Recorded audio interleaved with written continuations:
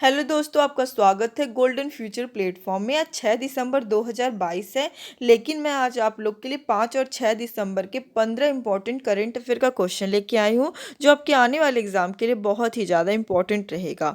अगर आप लोग मेरे चैनल पर नए हो तो चैनल को सब्सक्राइब करना और बेल आइकन दबाना मत भूलना, जिससे कि आप लोग को मेरे आने वाले करंट अफेयर वीडियोज़ के नोटिफिकेशन मिल जाए और आपका एक भी इंपॉर्टेंट वीडियोज़ मिस ना होने पाए। आज का हमारा पहला क्वेश्चन है, हाल ही में भारतीय नौसेना दिवस कब मनाया गया है? इसका सही आंसर है ऑप्शन डी, 4 दिसंबर। 4 दिसंबर को भारतीय नौसेना दिवस मनाया गया है। इंपॉर्टेंट पॉइंट्स देख लेते हैं हम लोग। भारतीय नौसेना दिवस 4 दिसंबर को मनाया जाता है। यह भारतीय नौसेना बलों को सम्मानित करने, उनके योगदानों की सराहना करने का विशेष दिन है। 1971 में भारत पाकिस्तान युद्ध के दौरान पाकिस्तान के खिलाफ ऑपरेशन ट्राइडेंट की लॉन्च की याद में भारतीय नौसेना दिवस भी मनाया जाता है।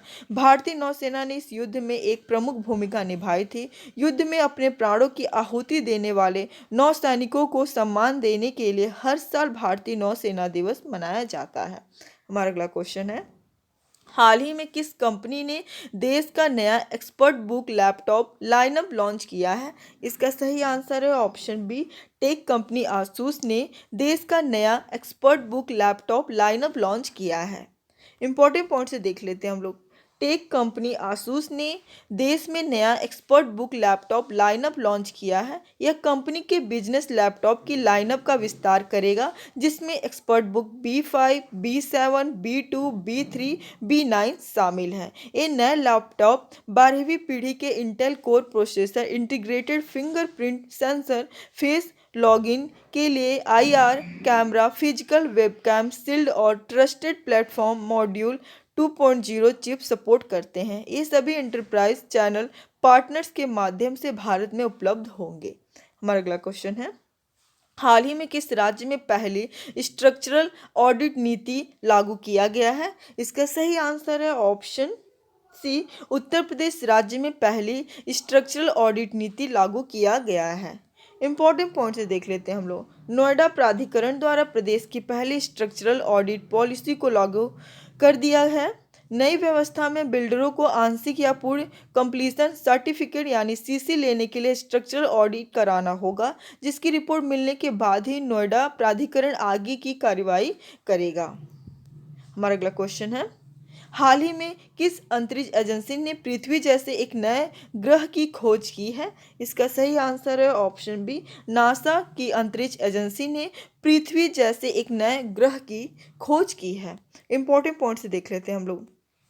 अमेरिकी अंतरिक्ष एजेंसी नासा ने धरती जैसा एक नया ग्रह मिलने की घोषणा की है।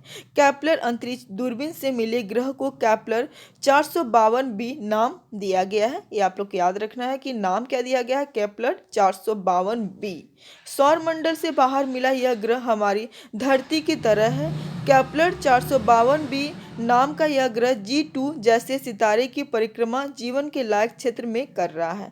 G2 तारा भी हमारे सूर्य के जैसा धरती की तरह ही इसका अपना सूरज है। हमारा अगला क्वेश्चन है, हाल ही में वर्ष 2022 में मेजर ध्यानचंद पुरस्कार प्राप्त करने के लिए किसे चुना गया है?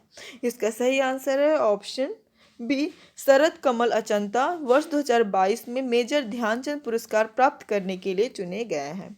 इंपॉर्टेंट पॉइंट से देख लेते हैं हम लोग। भारत के राष्ट्रपति द्रौपदी मुर्मू नई दिल्ली में राष्ट्रपति भवन में एक आधिकारिक समारोह में सभी पुरस्कार विजेताओं को सम्मानित करेंगी।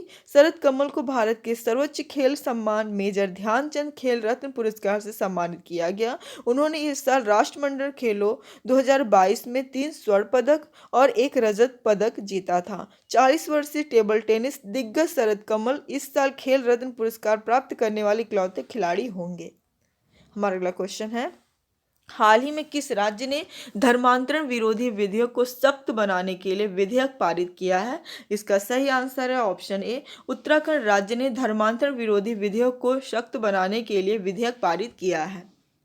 इंपॉर्टेंट पॉइंट से देख लेते हैं हम लोग। उत्तराखंड सरकार ने राज्य विधानसभा में ज्यादा कड़े प्रावधानों वाला धर्मांतरण विरोधी विधेयक पेश किया। इस विधेयक में जबरन धर्म परिवर्तन के दोषियों के लिए 3 साल से लेकर 10 साल की सजा का प्रावधान किया गया है। हमारा अगला क्वेश्चन है, हाल ही में 65वीं राष्ट्रीय निशानेबाजी चैंपियनशिप में सरबजोत सिंह ने कौन सा पदक जीता है? इसका सही आंसर है ऑप्शन ए स्वर्ण पदक। सरबजोत सिंह ने 65वीं राष्ट्रीय निशानेबाजी चैंपियनशिप में स्वर्ण पदक जीता है। इंपॉर्टेंट पॉइंट्स देख लेते हैं हम लोग।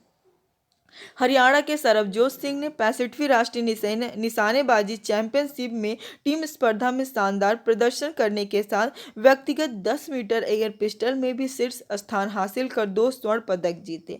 भोपाल स्थित एमपी निशानेबाजी अकादमी परिसर में सरबजोत ने व्यक्तिगत मुकाबले के स्वर्ण पदक मैच में वायुसेना के गौरव राणा को 16-4 से हराया। हमारा अगला क्वेश्चन है, किस बैंक ने वैश्विक बैंकिंग शिखर सम्मेलन में भारत खंड के लिए bankers bank of the year पुरस्कार 2022 जीता है? इसका सही आंसर है ऑप्शन ए कैनरा बैंक ने bankers bank of the year पुरस्कार 2022 जीता है। इंपॉर्टेंट पॉइंट्स देख लेते हैं हम लोग। कैनरा बैंक को लंदन में आयोजित ग्लोबल बैंकिंग समिट में भारत सेगमेंट के लिए bankers bank of the year award 2022 प्रदान किया गया। यह समिट 29 नवंबर से 1 दिसंबर तक आयोजित किया गया था।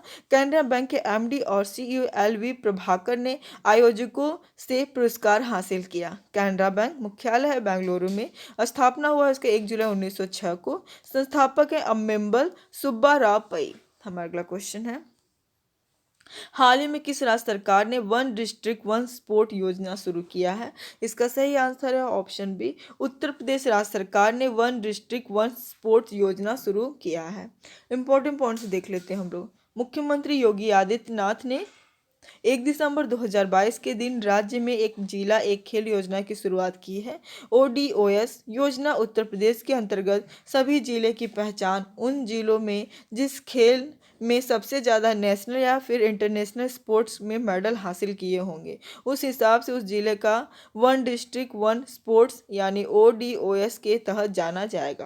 हमारा अगला क्वेश्चन है, हाल ही में किस देश के वायुसेना ने नवीनतम परमाणु स्टेल्थ बॉम्बर B-21 का अनावरण किया है? इसका सही आंसर है ऑप्शन सी अमेरिका देश के वायुसेना ने नवीनतम परमाणु स्टेल्थ बॉम्बर B-21 का अनावरण किया है। इंपॉर्टेंट पॉइंट से देख लेते हैं हम लोग। अमेरिका ने हाल ही में अपने नवीनतम परमाणु स्टील्थ बॉम्बर B-21 रेडार को एक गुप्त लंबी दूरी के जेट पर से पर्दा उठाते हुए दिखाया, जो विशेषज्ञों का मानना है कि चीन को नियंत्रण में रखने के लिए वाशिंगटन के प्रयास में एक केंद्रीय तत्व होगा। B-21 रेडार 30 से अधिक वर्षों में पहला नया अमेरिकी बम वर्षक विमान है। कार्यक्रम के लगभग हर पहलू को वर्गीकृत किया गया है। हमारा अगला क्वेश्चन है, हाल ही में किसने प्रोजेक्ट GIB शुरू करने का प्रस्ताव रखा है? इसका सही आंसर है ऑप्शन ए सुप्रीम कोर्ट ने प्रोजेक्ट GIB शुरू करने का प्रस्ताव रखा है। इंपॉर्टेंट पॉइंट्स देख लेते हैं हम लोग। गंभीर रूप से लुप्त प्राय ग्रेट इंडियन बस्टर्ड के बचाव के लिए सुप्रीम कोर्ट ने प्रोजेक्ट टाइगर के सिद्धांतों पर प्रोजेक्ट जिम्मेवार शुरू करने का विचार किया। प्रोजेक्ट टाइगर को 1973 में टाइगर्स को बचाने के लिए शुरू किया गया। ग्रेट इंडियन बस्टर्ड यानी GIB गंभीर भारत में पाई जाने वाली 4 बस्टर्ड प्रजातियां सबसे बड़ी हैं। अन्य 3 मैक्वीन बस्टर्ड, लेसर फ्लोरिकन और बंगाल फ्लोरिकन है। हमारा अगला क्वेश्चन है, हाल ही में किस कंपनी के CEO को भारत सरकार द्वारा पद्म भूषण से सम्मानित किया गया है? इसका सही आंसर है ऑप्शन ए गूगल कंपनी के CEO को पद्म भूषण से सम्मानित किया गया है। इंपॉर्टेंट पॉइंट्स देख लेते हैं हम लोग। गूगल और अल्फाबेट के CEO सुंदर पिचाई को व्यापार और उद्योग श्रेणी में भारत के तीसरे सर्वोच्च नागरिक सम्मान पद्म भूषण से सम्मानित किया गया है। 50 वर्षीय पिचाई ने अमेरिका में भारत के राजदूत तरनजीत सिंह संधू से पुरस्कार स्वीकार किया है। हमारा अगला क्वेश्चन है, हाल ही में रहने के लिहाज से विश्व का कौन सा शहर सबसे महंगा शहर घोषित हुआ है? इसका सही आंसर है ऑप्शन ए न्यूयॉर्क रहने के लिहाज से विश्व का सबसे महंगा शहर घोषित हुआ है। इंपॉर्टेंट पॉइंट्स देख लेते हैं हम लोग। दुनिया भर में रहने के हिसाब से सिंगापुर और न्यूयॉर्क संयुक्त रूप से सबसे महंगे शहर माने जाते हैं। लंदन की इकोनॉमिस्ट इंटेलिजेंस यूनिट के worldwide cost of living survey के अनुसार दुनिया के सबसे महंगे शहर संयुक्त रूप से न्यूयॉर्क और सिंगापुर हैं। ऐसा पहली बार हुआ है कि जब न्यूयॉर्क ने रैंकिंग में शीर्ष स्थान हासिल किया। दुनिया के सबसे बड़े शहरों में रहने की औसत लागत इस साल 8.1% बढ़ी है। हमारा अगला क्वेश्चन है, हाल ही में गीता महोत्सव कब मनाया गया है? इसका सही आंसर है ऑप्शन ए 3 दिसंबर। अभी मैंने शॉर्ट वीडियो डाला था, उसमें मैंने गलती से 4 दिसंबर कर दिया था गीता महोत्सव, लेकिन गीता महोत्सव 3 दिसंबर को मनाया गया, ये आप लोग को याद रखना है। इंपॉर्टेंट पॉइंट से देख लेते हैं हम लोग। अंतर्राष्ट्रीय गीता महोत्सव का शुरुआत 1989 में हुआ था। 1992 में गीता जयंती समारोह समिति का गठन हुआ था। वर्ष 2002 में गीता जयंती को राष्ट्रीय उत्सव घोषित किया गया।